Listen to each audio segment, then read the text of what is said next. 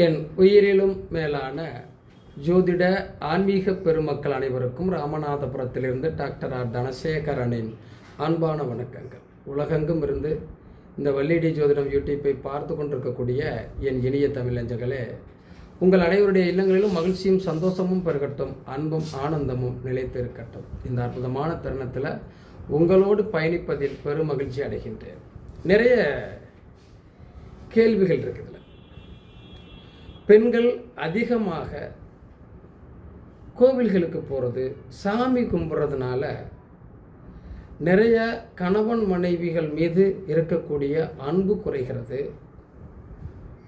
இதனால் இவர்களுக்குள்ள பிரச்சனைகள் வருவதற்கும் ஒருவர் இன்னொருவர் மீது ஈர்ப்பு ஏற்படுவதற்கும் காரணங்களும் இதில் இருக்கிறது அப்படின்னு சொல்லி நிறைய நண்பர்கள் என்னிடம் அந்த கேள்வியை வச்சாங்க.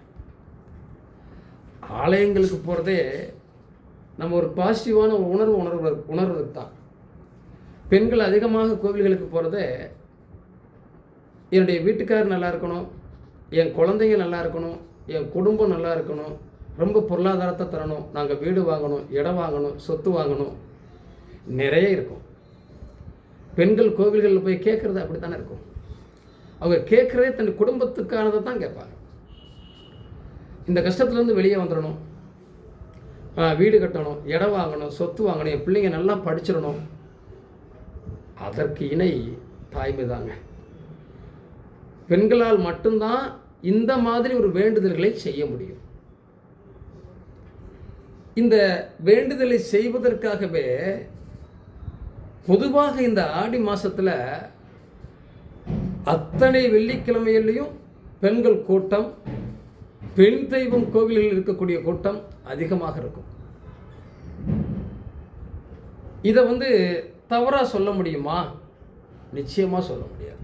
ஏன்னா பெண்கள் தான் அந்த கோவில்களில், ஆண்கள்லாம் வேலைக்கு போயிடுவாங்க அல்லது வேறு எங்கோ ஏதோ ஒரு வேலையாக போயிடுறாங்கன்னா, அந்த ஆலயங்களுக்கு போய் இறை வழிபாட்டை சரியாக செய்யக்கூடிய கடமையை இன்னைக்கு நம்ம பெண்கள் தான் செய்கிறாங்க.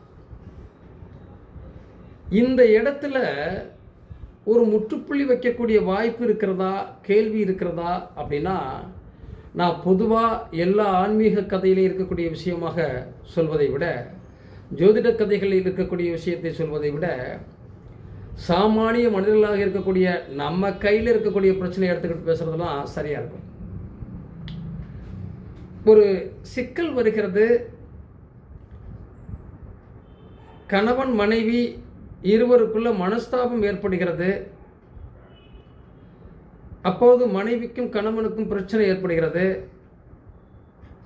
இவர்களுக்குள்ள பிரிவுகள் வருகிறது அப்படின்னு சொல்லும்போது, இதுவெல்லாம் ஒரு அனுபவபூர்வமாக எடுத்துக்கொள்ளக்கூடிய விஷயம், எடுத்துக்காட்டாக எடுத்துக்கொள்ள வேண்டுமே தவிர இதை அப்படியே உண்மையாக யாரும் ஏற்றுக்கொள்ள வேண்டாம். என் மனைவி எப்போது பார்த்தாலும் வெள்ளிக்கிழமை விரதம், செவ்வாய்க்கிழமை விரதம், சனிக்கிழமை விரதம், வியாழக்கிழமை விரதம் அப்படின்னு சொல்லி விரதம் விரதம் விரதம்னு போயிட்டுருக்கிறதுனால எனக்கும் என் மனைவிக்குமான அன்பு குறைஞ்சிருச்சு. இந்த விஷயத்தை அவர் சொல்லும்போது ஒரு வகையில் அவர் பேசுறது நியாயமாக தோணுச்சு. ஏன் இவர் இந்த விஷயத்தில் இவ்வளவு கட்டுப்பாடாக கரெக்டாக பேச ஆரம்பிக்கிறாரு? சொல்கிறத பார்க்கையில் எல்லா நாட்களும் விரதம் விரதம் விரதம் என்று சொன்னால் கணவன் மனைவிக்குள் இருக்கக்கூடிய ஒரு அந்யோன்யம், அன்பு குறைகிறது என்பதில் உண்மைதான். இன்னொரு விஷயம், இதன் பிறகு இவர் வேறு ஒருவரோடு பழகக்கூடிய வாய்ப்பு ஏற்படுகிறது, வேறு ஒருவரோடு பழகுகிறார். அந்த நிலை வந்த பிறகு எந்த மனைவியும் தன் கணவனை கண்டிப்பாக விட்டு கொடுக்க மாட்டாங்க. அது தாய்மையுள்ள மனைவி, தன் கணவன் தனக்கு மட்டும்தான் சொந்தம் அப்படின்னு சொல்லக்கூடிய. அப்போ இந்த விஷயம் வருகிற போது பிரச்சனை பெரிதாக விஸ்வரூபமாக எடுக்கிறது. இது கணவன் மனைவி பிரிவு வரை செல்கிறது. இதற்கு காரணம் என்றால் சாதாரண விஷயமாக தான் இருக்குது. நீ அடிக்கடி விரதம்னு இருந்ததுனால தான் அவன் வேற ஒருத்தரோட பாசமாக பழகக்கூடிய வாய்ப்பு வந்துருச்சோ அப்படிங்கிற ஒரு டவுட் வருது. மற்றவங்களும் சொல்லக்கூடிய சூழ்நிலையும் வந்துருச்சு. அப்போ கடவுளுக்கு விரதம் என்று இருப்பதும் இறை வழிபாடு என்பதும் தேவை. அளவுக்கு அதிகமாக போகிற போது அது வேறு ஒரு பாதிப்பை தருகிறது. நம்ம ஒரு சாப்பாடாக இருக்கட்டும், உணவாக இருக்கட்டும், மருந்தாக இருக்கட்டும், அளவுக்கு மிஞ்சினால் அமிர்தமும் நஞ்சு. இந்த வழிபாடு என்பதும் ஒரு குறிப்பிட்ட காலகட்டத்துக்குள்ளே வச்சுக்கணும். 30 வயசில் கடவுள் கடவுள் கடவுள்னு போனால் எப்படி? 50 வயசுக்கு மேலே கடவுள் கடவுள்னு போனால் அது பிரச்சனை கிடையாது.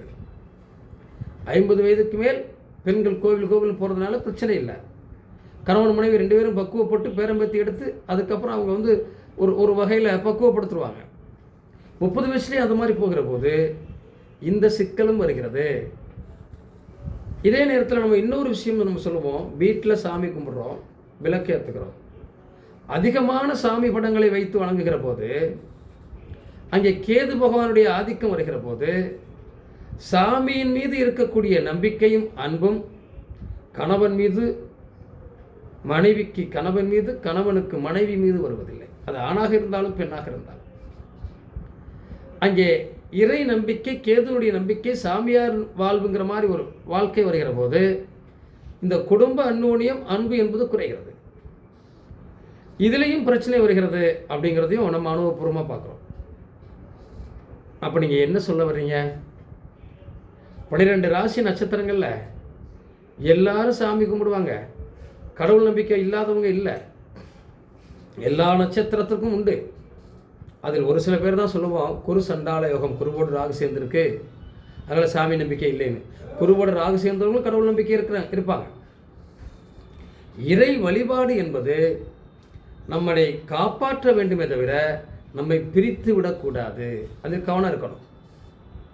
நிறைய பேர் யூடியூப்பை பார்த்து என் மனைவி ரொம்ப மோசமாக போயிட்டாங்க, எந்த நேரமும் இறை நம்பிக்கையிலே இருக்காங்க அப்படின்னு சொல்லக்கூடிய ஆண்களும் உண்டு. யாரோ சொன்னாங்கன்னு பேச்சை கேட்டு என்னுடைய கணவர் ஒவ்வொரு மாதத்துக்கு இடையில மாலை போட்டுட்டு கோயிலுக்கு போய்கிட்டே இருக்காரு, அதனால எனக்கும் அவருக்குமான அன்புல இடைவெளி வருது. கார்த்திகை மாதம் பிறந்துட்டா ஐயப்பனுக்கு மாலை போட்டுறாரு, தை மாதம் வந்துட்டா பூசத்துக்கு போயிட்டு பூசத்துக்கு முருகனுக்கு மாலை போட்டுறாரு, வைகாசி விசாகத்துக்கு மாலை போட்டுறாரு, பங்குனி உத்தரத்துக்கு மாலை போட்டுறாரு. இப்படி அப்புறம் வைகாசி முடிஞ்சு ஆணி வந்துட்டா பெண்கள் ஆண் கோவில்களுக்கு போயிடுறாங்க. இப்படி இப்படியெல்லாம் வர்றதுனாலையோ, கணவன் அதிகமாக கோவில்களுக்கு மாலை போட்டு போகிறதுனாலையும், பெண்கள் அதிகமாக கோவில் சுற்றுறதுனாலையும் இந்த கணவன் மனைவிக்கு உள்ள ஒரு ஈடுபாடு, ஒரு அன்பு என்பதில் பிரிவுகள் வருகிறதோ அப்படிங்கிற மாதிரியும் நாம் இது ஒரு கண்ணோட்டத்தை பார்க்க வேண்டியிருக்கு. கடவுளை கும்பிடணும், தாராளமாக கும்பிடலாம். இதில் ஒரு விஷயம் நான் உங்களுக்கு சொல்கிறேன், இறைவன் எங்கும் நிறைந்திருக்கிறான் அப்படின்னு ஒரு பக்கம் சொல்கிறோம். ஆலயங்களில் போனால் அதில் கூடுதல் பாசிட்டிவ் நமக்கு கிடைக்குது, அதில் சந்தேகம் இல்லை. இதற்கும் தாம்பத்திய உறவுக்கும் சம்பந்தம் இல்லை என்பதை நீங்கள் புரிஞ்சுக்கணும். இந்த தாம்பத்தியத்தை சுத்தமாக அவாய்ட் பண்ணிடுறாங்க அப்படிங்கிற மாதிரி சில இடத்துல வருது. கணவன் மனைவிக்குள்ள பிரச்சனைகள் அதுவே தலைவிரித்து ஆடுது. கணவன் மீது மனைவி குறை சொல்வதும், மனைவி மீது கணவன் குறை சொல்வதும், அல்லது இவர்கள் யாரோ ஒருவர் அதில் அடிக்ட் ஆகி முழுக்க ஆன்மீகத்தில் போகிறதுனால கணவன் வேறு பக்கமோ, அல்லது கணவன் முழுக்க ஆன்மீகத்தில் அடிக்ட் ஆனதுனால மனைவி வேறு பக்கமோ சாய்கிற போது குடும்பத்துக்குள்ளே வேறு ஒரு புயல் அடிக்க ஆரம்பிக்கிறது. இந்த புயலுக்கு இடம் கொடுக்காமல் அதிகாலையில் எந்திரிச்சு நீங்கள் பிரம்ம முகூர்த்தத்திலேருந்து பெட்ரூமில் படுத்துட்டு எந்திரிச்சு உட்கார்ந்து இறைவனை தொழுகலாம். இறைவன் எங்கும் நிறைந்தவன், அது எந்த சந்தேகமும் இல்லை. ஏன் குளிக்கணும்? சுத்தமாக இருக்கணும். இந்த சுத்தம், உடல் ஆரோக்கியம், சுற்றுப்புற சுத்தம் நிச்சயமாக தேவை. நோய் வராமல் இருக்கணும், சுகாதாரமாக இருக்கணும், வீடு சுத்தமாக இருக்கணும். ஆக அன்றாடம் டெய்லி வீட்டை சுத்தம் பண்ணி கூட்டி பெருக்கி துணிமணிகளை துவைச்சி நம்ம சுத்தமாக இருந்தாலே போதும். நீங்கள் மற்ற ஆன்மீக பணிகளுக்குள்ளே போங்க, கடவுள் வழிபாட்டை பண்ணுங்க, எல்லாமே நமக்கு தேவை. இது மட்டுமே தேவை அப்படின்னு ஒரு இடத்துக்குள்ளே நம்ம போய் அடிக்ட் ஆகிட்டோம் அப்படின்னா குடும்பம், குழந்தைகள் எல்லாமே இருக்குது. நான் எல்லாத்தையும் நான் சொல்லுவேன், நிறைய பேர் நீங்கள் பார்த்தீங்கன்னா காலையில் எந்திரிச்ச உடனேயே 5 மணிக்கு கடை திறக்க வந்துடுவாங்க. பகல் முழுவதும் வியாபாரம் தொழிலே இருப்பாங்க. இது நான் நிறைய நண்பர்களை பார்த்திருக்கிறேன் நண்பர்களே. ஆனால் அவர்கள் குழந்தைகளையோ மனைவியையோ குடும்பத்தையோ ஒருபோதும் கவனிப்பதில்லை. அதனால் அந்த குடும்பத்தில் எவ்வளவு சிக்கல்கள் வந்திருக்குங்கிறத நான் கண்கூடா பார்த்துருக்கேன். எவ்வளவு பணம் சம்பாதித்தாலும் தன்னுடைய மனைவி குழந்தைகளுக்கு கண்டிப்பாக நேரம் ஒதுக்கணும். அவர்கள் சொல்லக்கூடிய விஷயங்களை காது கொடுத்து கேட்கணும். அவர்களுடைய குறைகளை தீர்ப்பதற்கு முயற்சி செய்யணும். அவங்களுடைய தேவைகளை தீர்த்துருங்க. பிள்ளைங்க படிக்கணும், காலேஜுக்கு போகணும், காலை உணவுக்கு சாப்பாட்டுக்கு வேணும், அவங்க செலவுக்கு வேணும், அவங்க தேவைகள் என்ன அதை பூர்த்தி பண்ணுங்க. நீங்கள் சம்பாதிங்க, தப்பு இல்லை. அதை பூர்த்தி செய்யாமல் உனக்கு என்ன வேணும்தா காசு தரேன், போ எங்கேயா போய் வாங்கிக்க, எங்கேயா போய் படிச்சுக்கோ. இது வாழ்க்கை வாழ்வாதாரம் இல்லை. ஆண்களை பொறுத்தளவில் உங்களுக்கு சம்பாதிக்கிற கடமையும் இருக்குது, குடும்பம் என்ற உரிமையும் இருக்குது. குடும்பத்தின் மீது, மனைவி மீது, குழந்தைகள் மீது அதிக அக்கறை வேண்டும். அவர்களுக்கான நேரம் செலுத்துகிற போது குடும்பம் மகிழ்ச்சியாக இருக்கும்.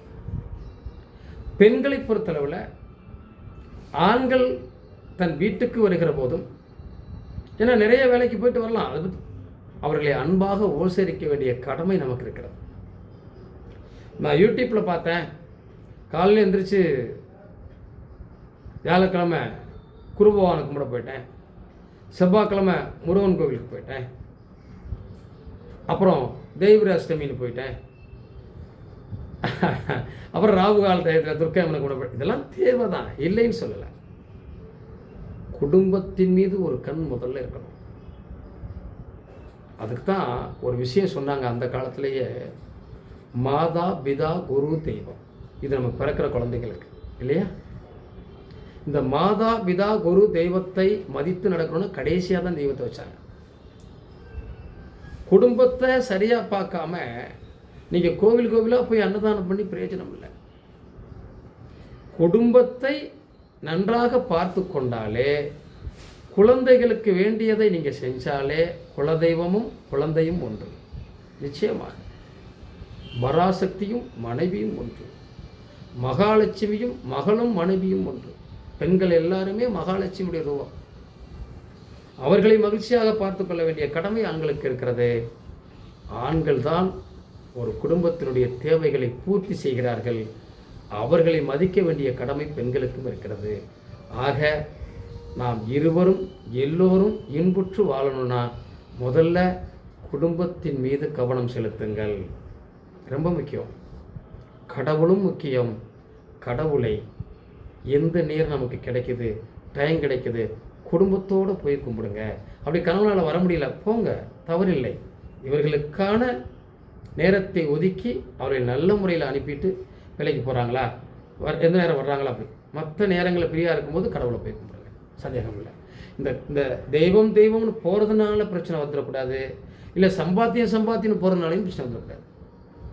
இருவரும் இரு கண்களாக இருந்தால் குடும்பம் மகிழ்ச்சியாக இருக்கும். வாழ்த்துக்கள் நண்பர்களே. நீங்கள் எந்த ராசி லக்கணமாக இருந்தாலும் இதை கடைபிடியுங்கள், வாழ்க்கையில் வெற்றி வர முடியும். நன்றி. மீண்டும் ஒரு வீடியோவில் சந்திப்போம். கண்டிப்பாக அதை பார்த்துருக்கவங்க லைக் பண்ணுங்கள், கமெண்ட் பண்ணுங்கள், ஷேர் பண்ணுங்கள், சப்ஸ்கிரைப் பண்ணாதவங்க பண்ணிடுங்க. தொடர்ந்து அடுத்தடுத்த வீடியோவில் சந்திப்போம். நன்றி.